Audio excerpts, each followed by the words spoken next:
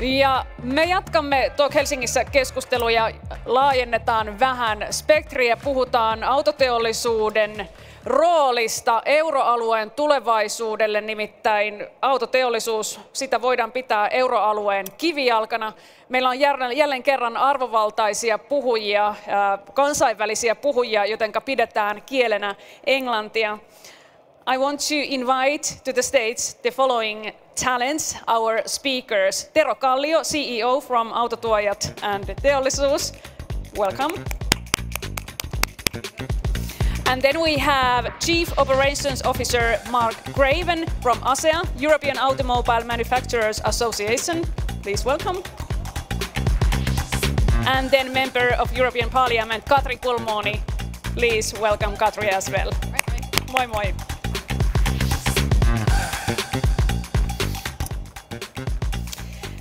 It's time to talk a little bit about European automotive industry, and I would say that we don't always recognize the size of that. I would like to hear how you define the meaning of this industry for European economy, and even how would you define that, Katri? Well, good day everyone. As a relatively new MIP, I'd say that it was a lesson to me that there is one industry in Europe which is way over the other industries, and it is the automotive industry. In political terms, or in terms that how much influence and concentration it gets. Although the automotive industry isn't that big in Finland, but as you know, in Central Europe, partially it is the biggest industry. So it gains really, I'd say from the Finnish perspective, while our economy has been built a bit differently, so that we need to love that we have also other industries, but it is definitely the biggest industry in Europe, and it is very visible in Europe. So basically you would define it's crucial for European economy. It's crucial, it's very central, and it's something unfortunately that in Finland isn't always remembered how influential it is in Europe. So that in that sense this event, for example, is a very good reminder of that. Yeah, Marc Greven, and happy to have you here in Helsinki. How would you define this meaning of this industry, and could you give us some key numbers, for example? Of course, I will not contradict Katrin when she says that the automotive industry is important, even the most important industry in Europe, because I work for it, we represent it at the European level, we represent all the major manufacturers of cars and trucks and buses that produce in Europe. Many of them are present here in this beautiful show. Volkswagen, Stellantis, Mercedes, BMW, but also Toyota or Hyundai, for example, who have their headquarters in other parts of the world.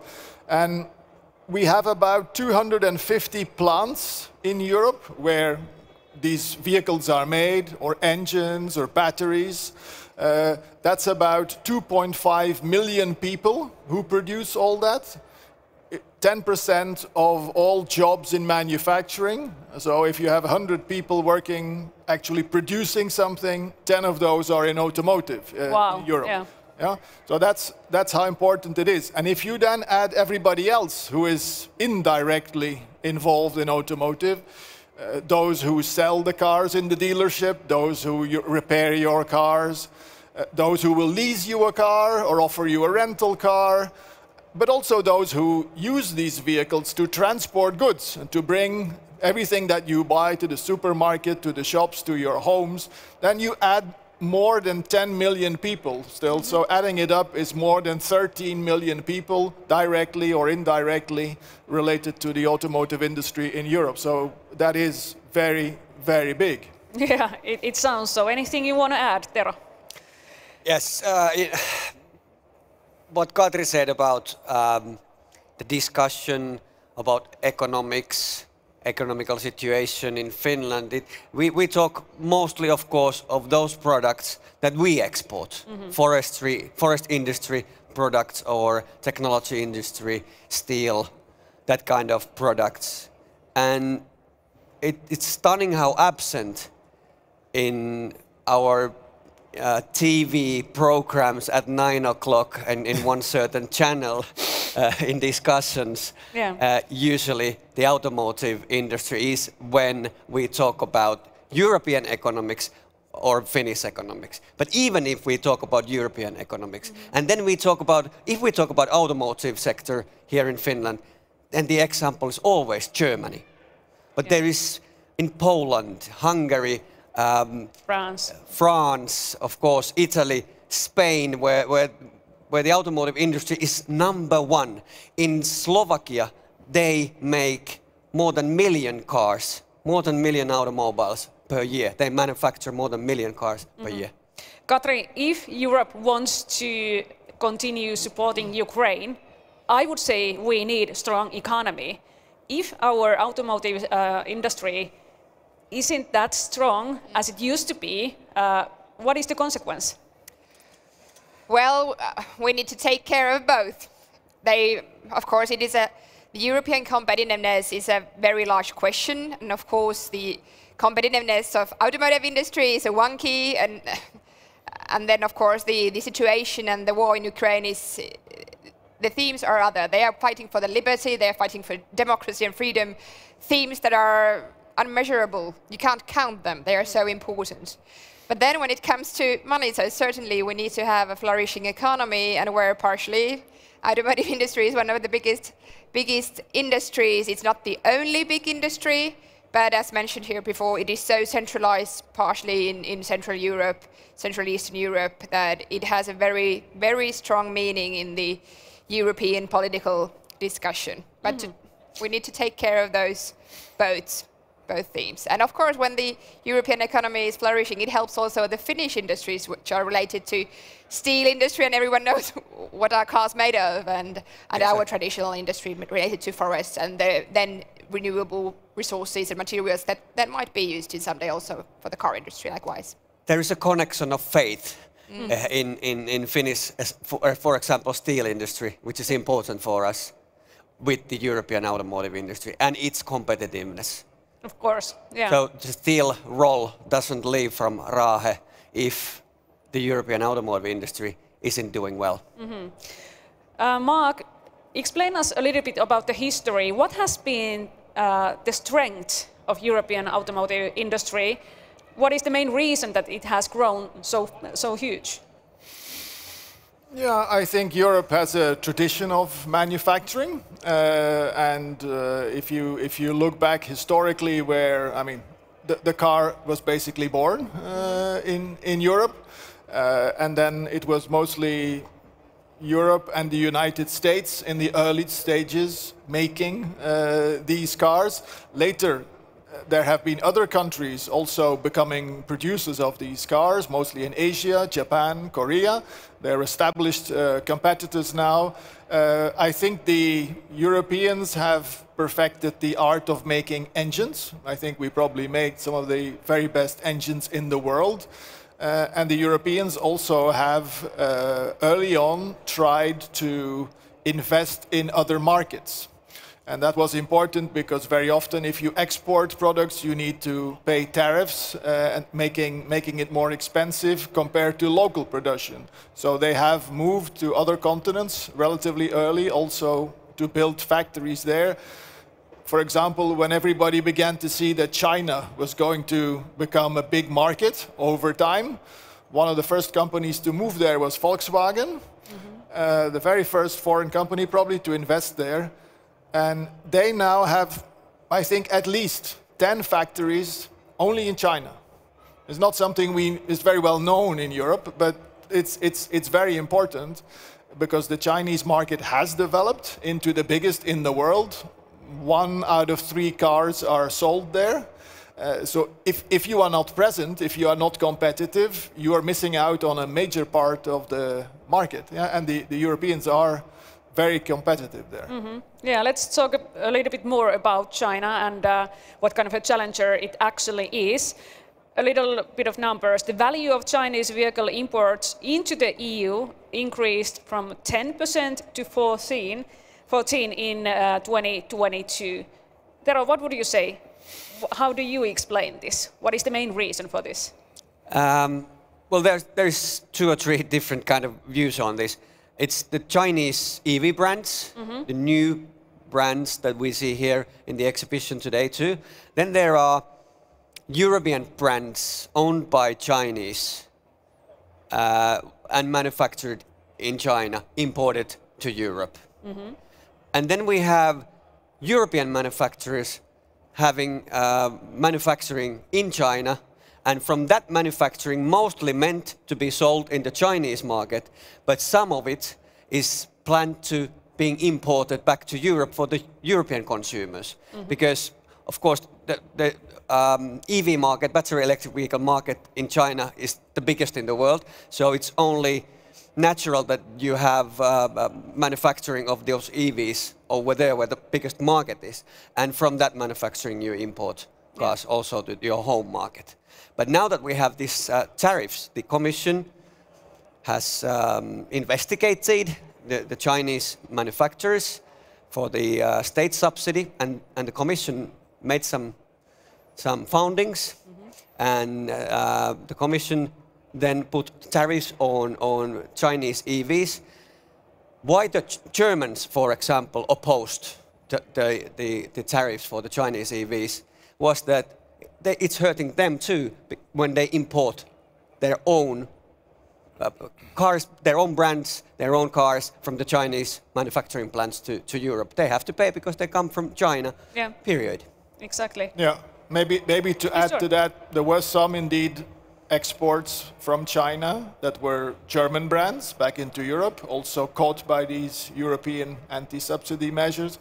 The other reason why the German government, German vehicle manufacturers are nervous about trade measures against China, or against the United States for that matter, maybe we come to that, is because these are important markets, and in both of them, as I said, the German brands have invested a lot and they are very successful, and they wouldn't want that to change, frankly. Yeah. Katri, how do you see, is China challenging our automobile industry, European? Well, China is a one-party communistic state. So that's the basics. But of course, it's the most populous country in the world, and they've done some economy modernizing things related to, for example, their car industry and other kind of stuff. But then, at the contrary, they ride with the 2 rides. So they've been doing obviously these subsidies for their car industry, but at the same time, as mentioned here, it is a huge market to the European car industry, likewise.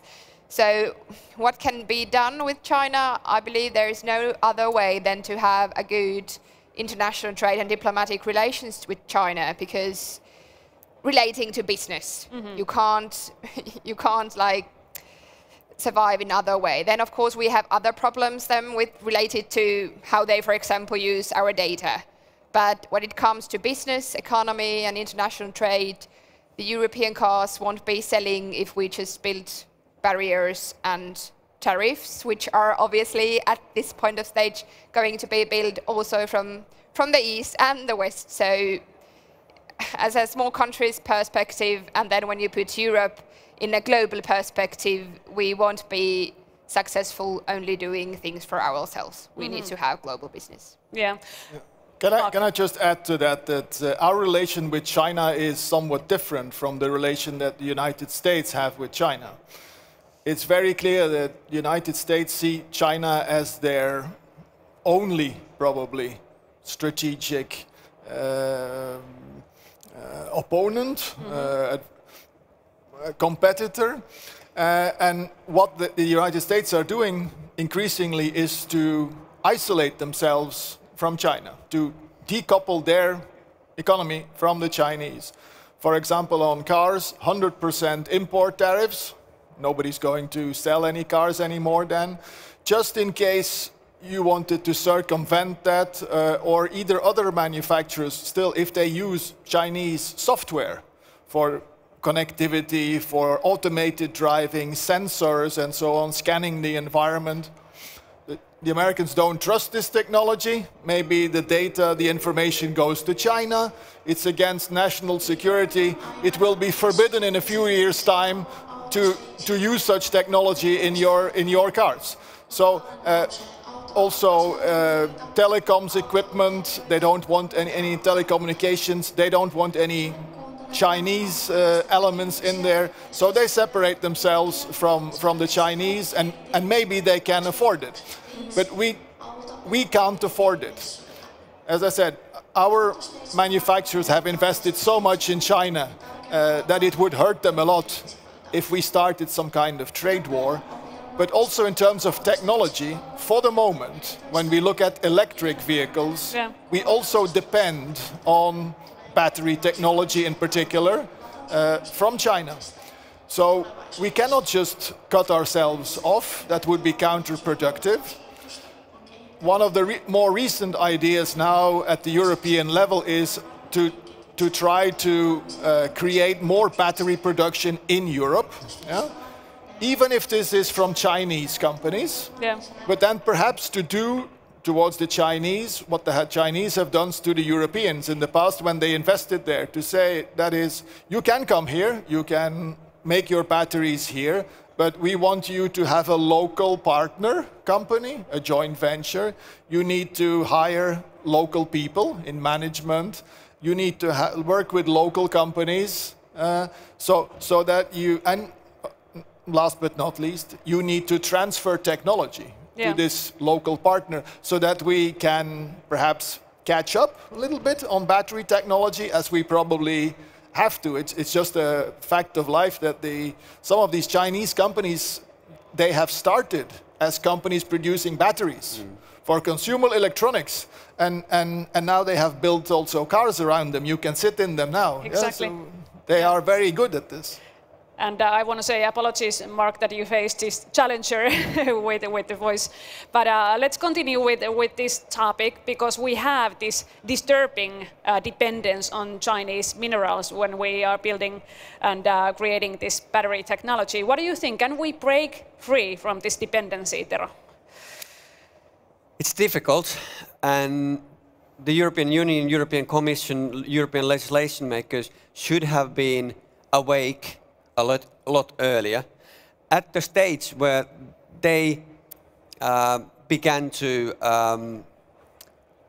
mandate the European automotive industry to bring more and more EVs to the market by introducing the CO2 targets enforced also with billions of euros of fines if not reached for the manufacturers. They should have also begun to do their part at that time, and to invest as a Commission, as a European Union, for the battery electric value chain, battery electric vehicles, batteries value chain, plus the semiconductor production as well. Now all those we mostly have to import from China or other countries in Asia. And it doesn't happen, even though the chairman of the Commission, von der Leyen, just a week or two ago said that European Union will begin to invest on battery electric vehicles, batteries, the battery production, the whole value chain, and also for the semiconductors. But it takes years to build it up. Yeah. But good that was now said out loud by chairman of the Commission, and let's hope that the money will be there also for the investments. Katri, you want to continue? Well, the decades of free trade obviously are now in a bit of a shift, which is then obviously quite problematic to us who lives out of the free trade. But we must now realize and understand the whole process, and the raw materials, the minerals, all the compulsories you need to create the end product in the end. And of course, it is a political theme or I don't know, slogan in Europe currently that to increase the strategic autonomy, and obviously it means also the raw materials used in different different forms of industry. The truth is, at the moment, we aren't self-sufficient with all of these. Perhaps in our soil there even doesn't exist all of those, but especially in the northern parts of Europe, we are actually quite rich when it comes to critical raw materials. But then it is very, very broad question, and I agree with Tero in that sense that it should have been wiser to think of the whole of the product chain before, not only after the decision. So, of course, we are lifting our independency related to the raw materials likewise, but it takes time. That is certainly true.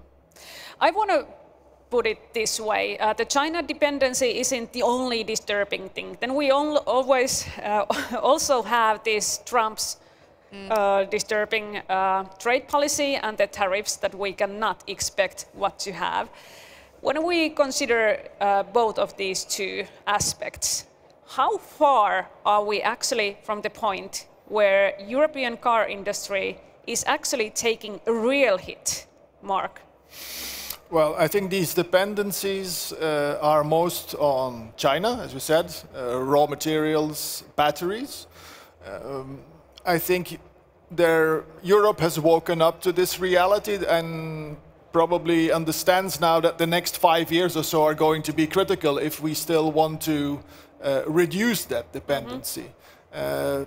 By making more batteries here, even though it's been tried already, the biggest battery manufacturers just went bankrupt in Europe, so it's not obvious, but I think there will be a new push. For critical raw materials, I think the EU is now making agreements with very many countries in the world, from Chile to Congo and Rwanda. Of course, the Chinese and the Americans are also going around the world trying to find all these materials. It looks a little bit colonial to me, almost, this fight. But that is, I think, what they are trying to do. And then also attract maybe some investments from those who are ahead and with some technology transfer attached. So that I think we're trying to take care of. The threat of American tariffs is very real. We think it will materialize early April and cars will be affected. It's going to hit mostly German manufacturers, probably because they export the most to the United States. The United States is our biggest export market in terms of value for cars. And these are mostly German, big luxury cars that are exported. Some of these companies also produce in the United States, so they can perhaps compensate a little bit for that if their plants are ready to make more cars or cars of a different model. But there are also some brands that simply have no production in the United States. This is public knowledge, like Porsche, for example, and they are likely to be hit quite a lot. But in fact, most manufacturers already suffer the consequences of what the US administration has done, because they have already imposed tariffs on imports of cars from Mexico and Canada. And that North American area was a single market like the European. So what the Americans did would be like the Germans saying tomorrow, imports of cars from the Czech Republic or from Slovakia or Hungary, 25% tax. And that's where Volkswagen have a lot of their factories, for example. So this is already hurting most vehicle manufacturers a lot. If it happens for European exports, there's not so much you can do, because you don't really know what the US administration really wants. You can also impose tariffs yourself. No winners in that case, usually. Maybe if we buy more gas or military equipment or spend more in NATO, maybe that will then help to bring these tariffs down again. This kind of negotiation may take place, but I think part of the attitude on the American side is also to create uncertainty and unpredictability, so that we don't know what they really want, and then it's difficult to react. So, but it will be, I think, painful for some German manufacturers. It's obviously very unfortunate for the European economy as a whole, But it will have definitely countermeasures for the US economy likewise, because Europe is definitely one of the biggest markets for the US exports, so no doubt it will have countermeasures for them. So hopefully Mr. Trump thinks it a bit further. Let's hope for that, Tero. Yeah, and it's the prices of the cars are being increased for the American consumers, of course, if the tariffs will come, and most probably will. As Marc said, we import from America not so many cars as they import from Europe. But there are some automobiles, some amount of automobiles that we import from the US to the European Union, but those are mostly European brands, European manufacturers who has manufacturing in the US soil, because those models are very popular in the US market. So it's only natural that they build it there. But they are also quite popular in the European market. So it would be wise not to hurt twice the European automotive industry. If Trump's tariffs will hurt it badly, let's not hurt it ourselves by putting tariffs on the cars and automobiles that are imported from the US, because they are mostly European manufacturers' cars and automobiles. Let's choose those products in the whole wide product portfolio of what the Americans import or export to Europe. And well, there is of course energy, quite a lot of energy. Machinery, but also pharmaceutical and that sort of things. Pharmaceutical and also hospital machinery and equipment. Yeah. So from there we could find probably those. But I don't know. Let's see what the Commission will do. But there's a whole wide range that we need to balance what hurts us least, but most, of course, the US. Yeah. If there is a trade war, then there'll be a war, because there are no winners, but we can't just sit here and get beat up by the Americans. Of course. Thank you so much for this conversation. Let's give you all a big hand. Thank you. Kiitos. Thank you. Kiitos. Kiitos.